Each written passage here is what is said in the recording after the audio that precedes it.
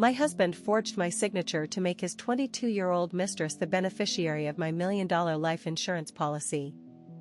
The ink wasn't even dry when I found out he'd also been slowly poisoning me. Let me take you back to how this all started. 3 months ago, I was living what I thought was the perfect life. Mark and I had been married for 12 years, owned a beautiful home in Connecticut, and I'd just gotten promoted to senior partner at my law firm. At 38, I felt like I finally had everything figured out.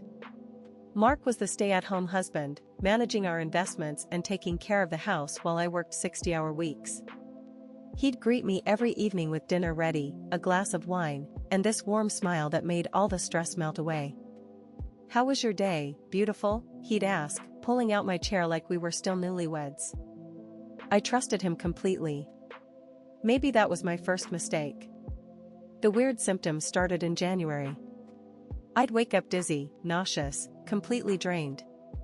At first, I blamed work stress. Then the headaches began. Splitting migraines that would hit me right after dinner. "You're pushing yourself too hard," Mark would say, rubbing my temples. "Let me take care of you." He started making me special smoothies in the morning, saying they'd help with my energy. They tasted bitter, but Mark insisted it was the kale and spirulina. Health food always tastes awful, right? The life insurance paperwork appeared on a Tuesday. Mark slid it across the breakfast table with my morning smoothie. "The company is offering increased coverage," he explained. "We should bump yours up to $1 million. You know, with your new position and everything." I was rushing to a client meeting, so I barely glanced at it. Mark pointed to the signature lines, and I signed quickly. He'd handled all our financial paperwork for years. Why would this be any different? But something nagged at me. That afternoon, I called the insurance company. "Mrs. Williams, we show the beneficiary change was processed yesterday," the agent said. "Your husband submitted the forms naming a Miss Jessica Chen as your primary beneficiary." My blood went cold. "I'm sorry, what?" "Jessica Chen, age 22. The forms show your signature authorizing the change." I couldn't breathe. Jessica Chen? I'd never heard that name in my life. I hung up and immediately called Mark. "Hey babe," his voice was casual, normal. "What's up?" "Who is Jessica Chen?" Silence. Long, terrible silence. "Mark? I don't know what you're talking about. The insurance company says she's my beneficiary. They have my signature." "There must be some mistake," he said quickly. "I'll call them tomorrow and sort it out." But I wasn't waiting until tomorrow. I drove straight home, my hands shaking on the steering wheel. Mark wasn't there. I went to his home office and started going through everything. Bank statements, emails, anything I could find. That's when I discovered the second checking account. The one I'd never seen before. Monthly payments of $3,000 to something called Chen Consulting Services. My phone buzzed. A text from an unknown number: "Stop looking or you'll regret it." My own husband was threatening me. I screenshot everything and drove to a hotel. That night, I hired a private investigator. The PI's report arrived 3 days later. Jessica Chen wasn't just some random woman. She was Mark's girlfriend of 8 months.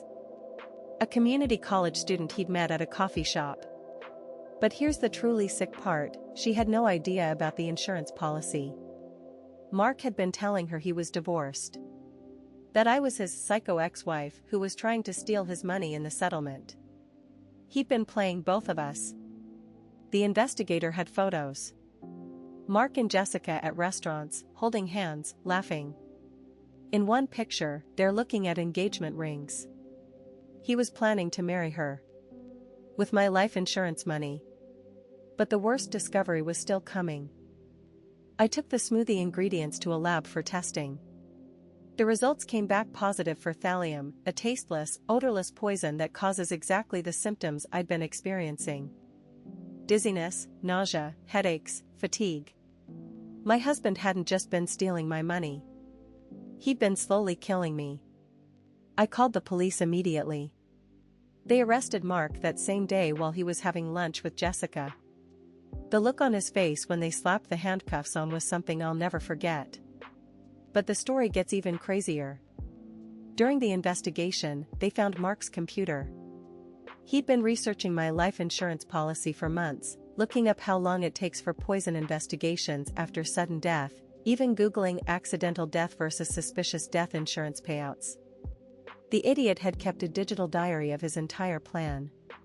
Entry after entry describing how he'd gradually increase the poison doses, how he'd comfort Jessica after his ex-wife's tragic illness, how they'd use the insurance money to start their new life together. He'd even written, "She trusts me completely. This will be easier than I thought." Jessica was devastated when she learned the truth.